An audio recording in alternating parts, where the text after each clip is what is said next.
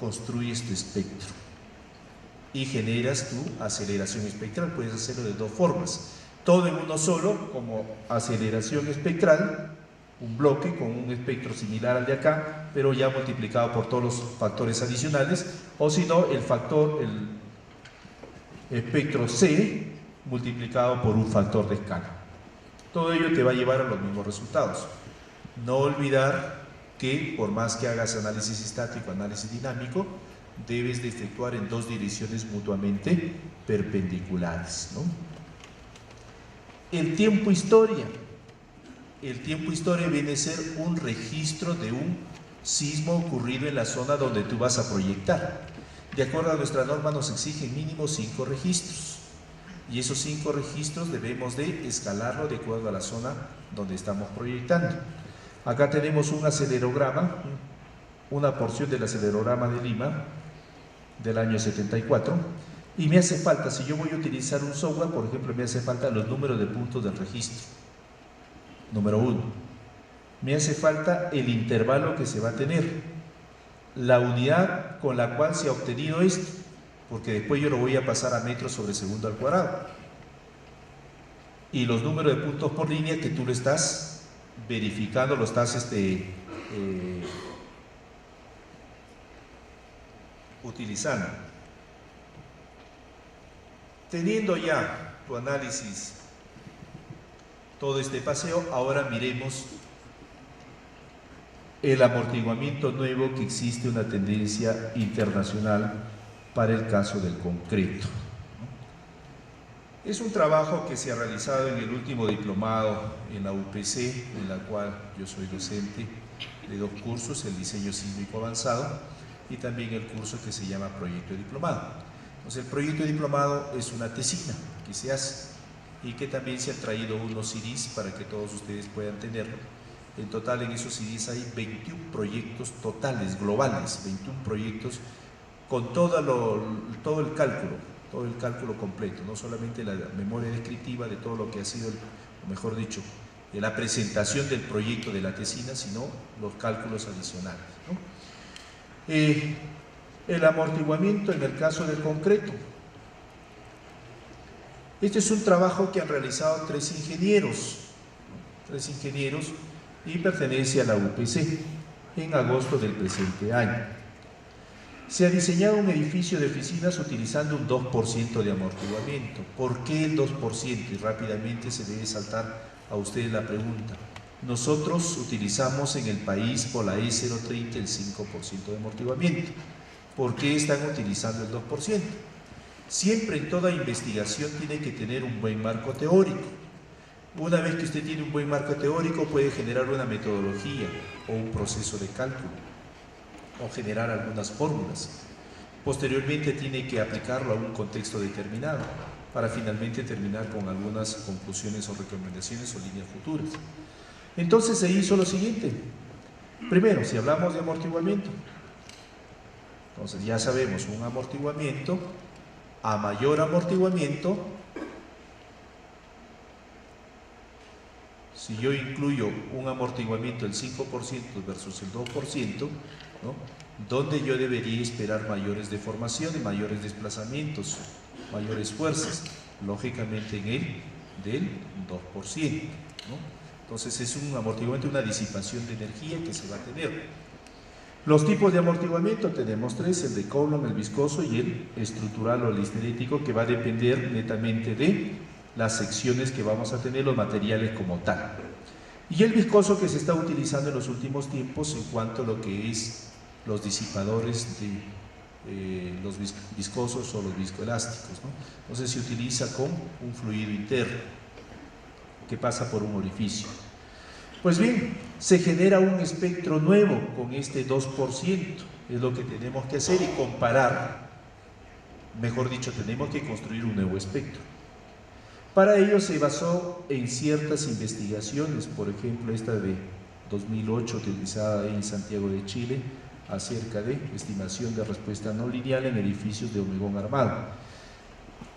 Luego, un edificio de 7 pisos ensayado en la Universidad de San Diego, en California, ¿no?, en el año 2007.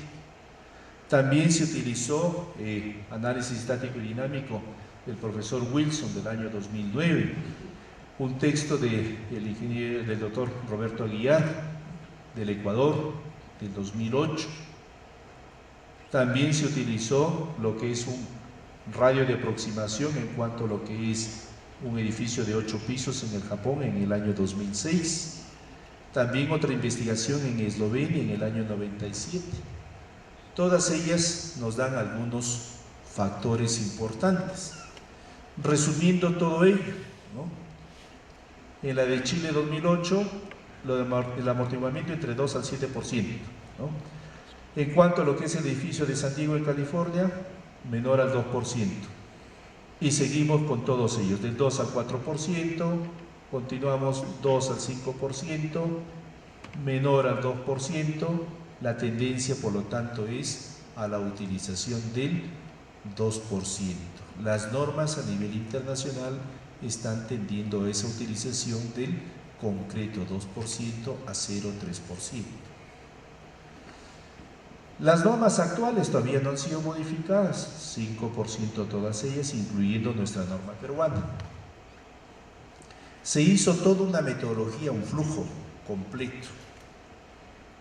Tienes los acelerogramas, de acuerdo a lo que se tenía, el 7466 Chimbote del año 70, de acuerdo a nuestra norma de diseño sismo resistente, porque si la norma fue hecha con esos acelerogramas, nosotros también tenemos que construir el nuevo espectro con esos mismos acelerogramas. Utilizados los acelerogramas, se tuvo ratios entre el 0,5 al 5%, significa se hizo para todos ellos. ¿Qué factor C sería el adecuado para cada uno de ellos?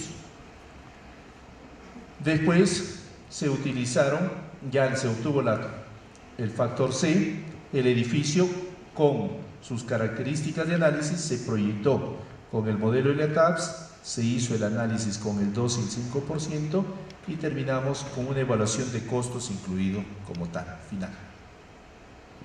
Para eso se utilizó un programa para poder construir el espectro, ¿no? Teníamos los espectros, utilizamos el seismo signal, ¿no?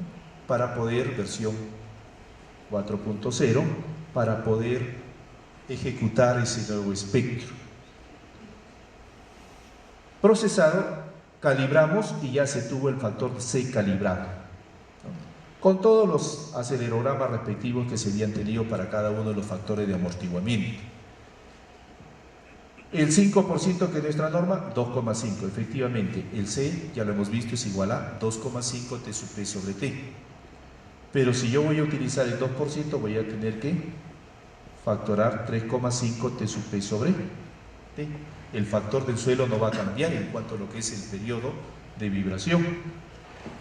Se construyó desde 0,5% hasta el 5%. Acá tenemos para el 2% el 3,5. Se hizo toda una calibración matemática para poder obtener las curvaturas respectivas. Acá está ya los espectros, tanto para el 5% como para el 2%. Se modeló como se indicaba en el ETAPS, acá con el 5% y el 2%. Y obtenemos derivas para las direcciones tanto en X como en Y. Esta es la deriva objetivo de nuestra norma, estaban bastante buenas con el 5%.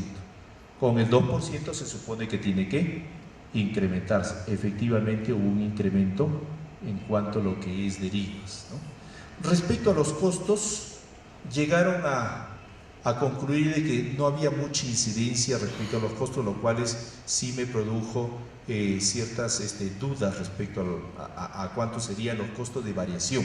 Por lo tanto, este es un tema de investigación nuevo y es un tema que se tiene que implementar dentro de las tesis en las universidades definitivamente, ¿no?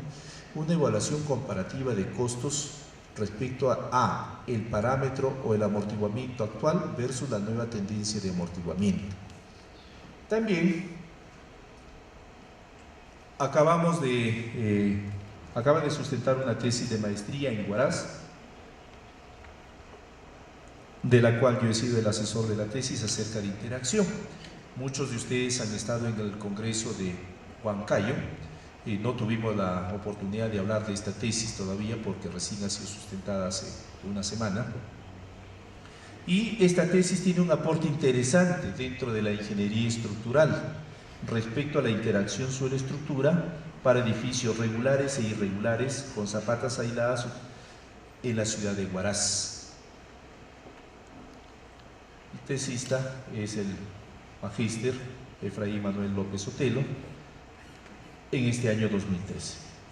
Acá está la edificación regular, edificio totalmente regular con zapatas aisladas empotrado. El mismo edificio regular, pero ahora con interacción suelo-estructura.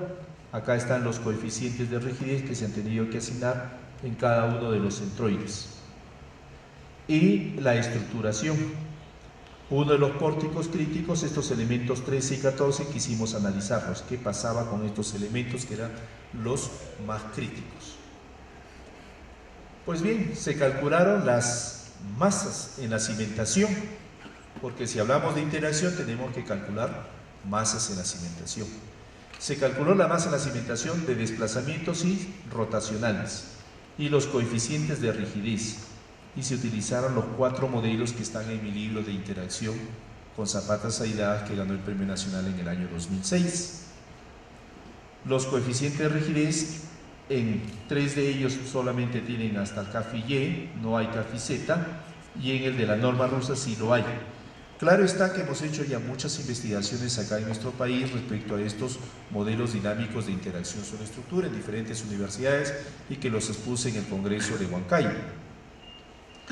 Pero ¿cuál fue lo interesante de todo este proyecto?